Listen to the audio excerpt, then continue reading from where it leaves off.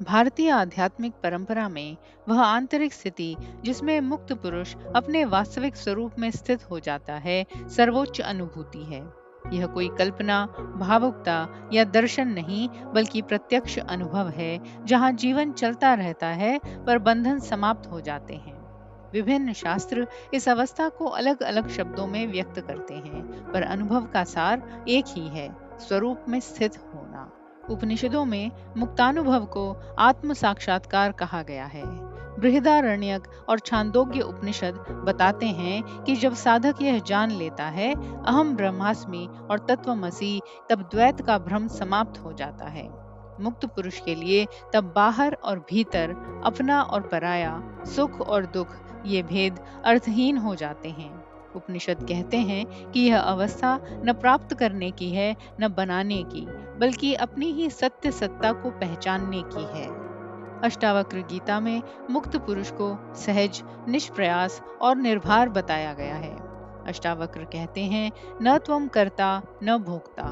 मुक्त पुरुष के अनुभव में कर्तापन और भोक्तापन दोनों ही लुप्त हो जाते हैं। उसके लिए कर्म घटते हैं पर कर्म का भार नहीं रहता। मुक्तानुभव यहाँ उस स्थिति को कहते हैं जहाँ व्यक्ति जान लेता है कि वह न शरीर है न मन, बल्कि शुद्ध साक्षी है। इसी साक्षी भाव में स्थिरता ही उसकी मुक्ति है। भगवद गीता में इस अनुभव को स्थित प्रज्ञ की अवस्था कहा गया है। श्री कृष्ण बताते हैं कि मुक्त पुरुष न सुख में हर्षित होता है न दुख में विचलित। उसकी बुद्धि स्थिर होती है और इंद्रियां संयमित रहती हैं, क्योंकि भीतर कोई आकांक्षा शेष नहीं रहती। गीता के अनुसार मुक्तानुभव का अर्थ है संसार में रहकर भी संसार से निर्लिप्त रहना, कर्म करते हुए भी कर्म फल से मुक्त रहना।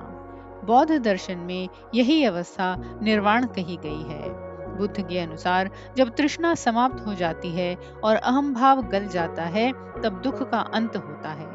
यहाँ मुक्तानुभव शून्यता नहीं, बल्कि उस शांति का अनुभव है जहाँ पकड़ समाप्त हो जाती है। मुक्त पुरुष के लिए कोई स्थायी मैं नहीं बचता, इसलिए कोई बंधन भी नहीं बचता। कबीर और नाथ परंपरा में मुक्ति के अनुभव को सहज समाधि कहा गया है। कबीर कहते हैं कि मुक्त वही है जो चलते फिरते, खाते पीते, भीतर से जागृत है। उसके लिए ध्यान कोई विशेष क्रिया नहीं, बल्कि स्वाभाविक स्थिति है।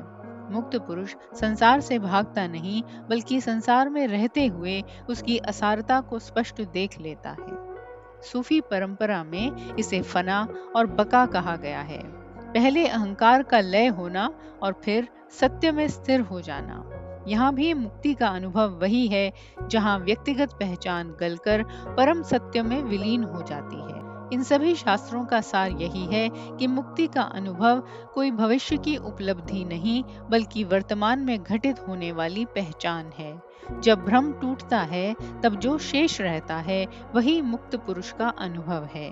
न वहाँ संघर्ष है, न साधना का बोझ, न मुक्ति की लालसा, केवल शांत, जागृत और पूर्ण अस्तित्व का सहज अनुभव।